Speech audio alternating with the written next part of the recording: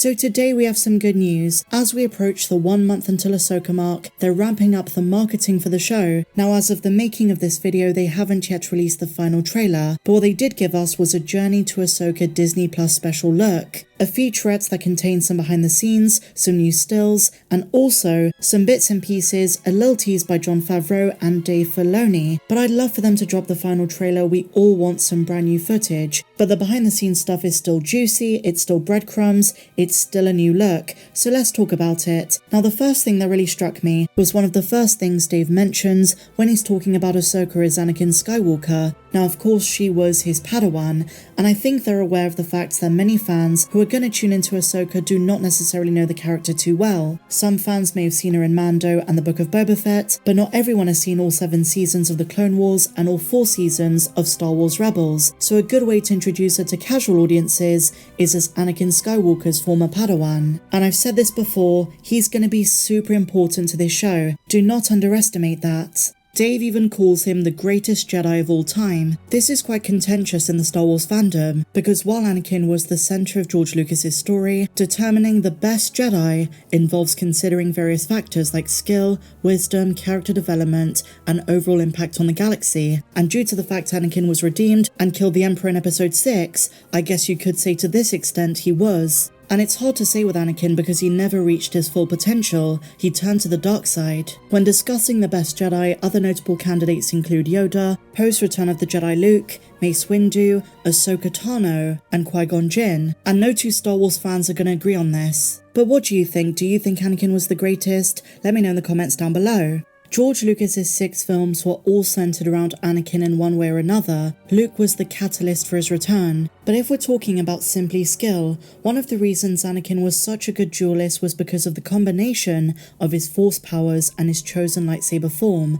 Form 5, also called Gemso, the Way of the Krayt Dragon. It was a form associated with power, aggression, and counter-strikes. Anakin really tapped into that aggression, but it changed when he became Darth Vader due to the limitations of his suit. We'll come on to this in just a moment. Now while Anakin used Gemso, he was also proficient in Form 4, Ataru, using his youth, aggression, and acrobatics. We see him do this most prominently in Episode 2 Attack of the Clones against Count Dooku with the 2 lightsabers. This was Ataru in full force, but by the time of Revenge of the Sith, Anakin realized this wasn't enough, so he mastered the intricacies of Form 5. Form 5 users would seek to end the fight before it began by overwhelming their opponents with a barrage of powerful and heavy-handed strikes. This was especially clear in Anakin's duel with Count Dooku in Episode 3. Anakin's constant attacks overpowered Dooku's defenses, literally breaking through with brute strength. However, that all changed when Anakin pledged himself to the dark side. After becoming Palpatine's new apprentice, Lord Vader, and storming the Jedi Temple, Anakin's overwhelming pride was his downfall. When Anakin was physically impaired, when he burnt on Mustafar and was forced into an agonizing, painful suit designed by Darth Sidious to leave Darth Vader vulnerable to his aggression, constantly in pain, Darth Vader didn't just use Gemso. Because of his suit, because of those physical limits, he had to adjust for his physical movements, and so he assimilated 2 more forms. He learned the intricacies of Form 2, Makashi, which was Count Dooku's chosen style, but also he studied and integrated Form 3, Soresu, the more defensive style we see in A New Hope. He had to be more defensive, because any harm done to his chestplate and his helmet could kill him. It's why the duel between Obi-Wan and Darth Vader in the Kenobi show gave context to their later duel in A New Hope. Obi-Wan sliced his helmet in the Disney Plus series, and so in Episode 4 Vader had to be extra defensive, which is why his fighting style was more clunky. That's the in-universe reason. Vader also used a Sith style called Dun Mok. This was more for intimidation, so while he was fighting he would use the Force to make the opponents doubt themselves.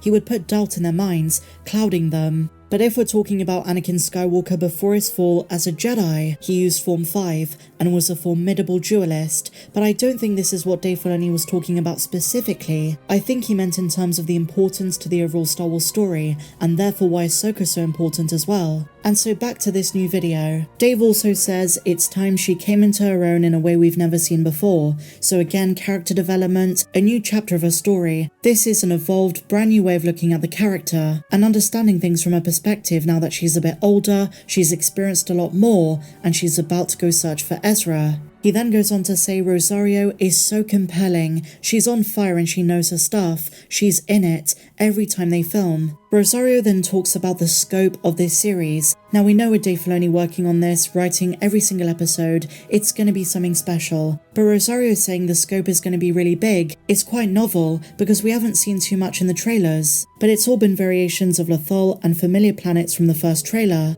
And in a way this is best. They can surprise us with brand new planets. The world building I think is going to be key to this one. Jon Favreau adds, we have to maintain a sense of fun, adventure and imagination. And to me, when you're talking about a creative character in this show, I think of Sabine, and I'd love for them to show us more of her like graffiti side and making it a well-connected immersive experience for fans of that show. Of course they're making it for various audiences, those who love Mando, those who've never seen anything with Ahsoka before, and those of us who've seen all of it, so it's about striking the right balance, and a few months ago with Empire magazine, Dave Filoni assured us he's gonna do that. In the behind the scenes, the Leiku move a lot more when she's in action, and they look great. They're the perfect length. Again, we see that planet with the pink flora in the background, but aside from everything I've mentioned, nothing new. We await the final trailer patiently, hopefully releases in the next few days, but most likely next week. I would predict next weekend, but I could be wrong. Now I'm gonna react to some other things that were said in this featurette, but first, in other Star Wars news, the third installment of the Jedi Fallen Order trilogy, so we had Jedi Fallen Order, now Jedi Survivor, but the third and final one is now officially in development. Some really excellent news there. It's been just 3 months since the release of EA and Respawn Entertainment's highly successful sequel to Jedi Fallen Order, and now new job listings point towards development already starting on the third entry. Several job listings have appeared on EA's career page seeking out talent to join the Respawn team to work on the upcoming Star Wars game. Could we be closer to Cal Kestis appearing in live action? In either case, this is a big win for fans of Cal Kestis and this franchise, which has become an absolute phenomenon. So I want to react to the first bit of this featurette together. I want you to hear what Rosario Dawson says. There's some really awesome stuff, and it's just a light-hearted way to get the hype train going for this amazing upcoming show.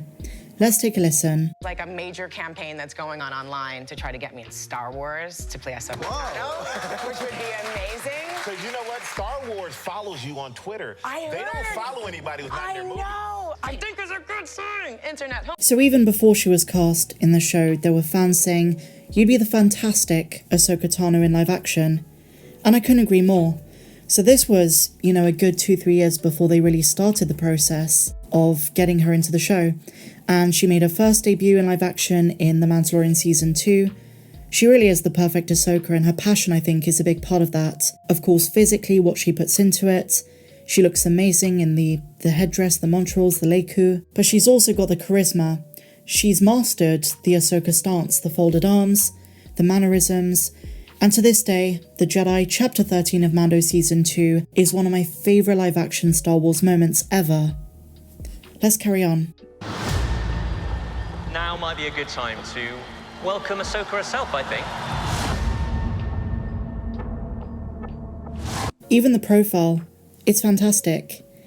And they got the detail much better in the Book of Boba Fett than Mando Season 2. And when Rosario Dawson was doing some press recently, she said, they got this down to much quicker than the first time they were doing it, the prosthetics. The texture is different. They had to be more precise. Because this is not Ahsoka in someone else's show, this isn't Ahsoka in The Mandalorian. This is her own series, so the spotlight is firmly on her. And when we talk about Star Wars Rebels, because this show is the successor to that one, a lot of fans who haven't really seen Star Wars Rebels don't realise she didn't play a huge part in that show. She had some very important moments in Twilight of the Apprentice, the mission to Malachor, but aside from that, and the World Between Worlds, and a couple of appearances as Fulcrum, it's mostly about the Ghost Crew, so this upcoming project is where she's really gonna shine. So it does continue Star Wars Rebels, but I imagine they're gonna put more emphasis on Ahsoka than the likes of Sabine and Hera, although I do hope they get some meaningful character development in the show. And I've said this before, I'd love to see more Zeb.